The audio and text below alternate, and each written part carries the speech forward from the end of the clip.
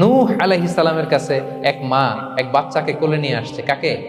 বাচ্চাকে কোলে নিয়ে এসে নূহ আলাইহিস সালামকে বলে, ইয়া নবী আল্লাহ নূহ উদউ আল্লাহ আলা, আমার বাচ্চাটার জন্য একটু দোয়া করেন যাতে আল্লাহ তার হায়াত বাড়ায় দেয়। তো নূহ আলাইহিস সালাম বললেন, কাম উমরুহ, বয়স কত তোমার বাচ্চার? বলে সালাসু মিআ সানা, 300 বছর। কোলের বাচ্চার বয়স কত? অনেক হায়াত পেত তো।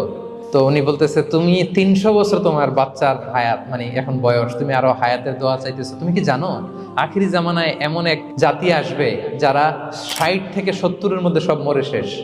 300 বছর তোমার ছেলের বয়স, তুমি লম্বা হায়াতের দোয়া করো। তুমি কি জানো শেষ জামানায় এরা 60-70-এর মধ্যে সব মরেই যাবে? এই মহিলা তো অবাক, তাই নাকি 70-এ মরে যাবে? এই কথা শুনে মহিলা বলতেছে, আইয়াবনুন আল বুয়ুত, আচ্ছা নবী আল্লাহ নূহ 70 বয়সে যেহেতু মরে যাবে, তারা কি আর দুনিয়াতে ঘর বাড়ি বানাবে? কেন মহিলার ধারণা 70 বছর যেহেতু হায়াত, ঘরের তো আর প্রশ্নই আসে না, এটা তো এমনি সেমনি কাটায় চলে যাবে। আজকে যদি আয়না দেখাইতে পারতাম ওই বুড়িরে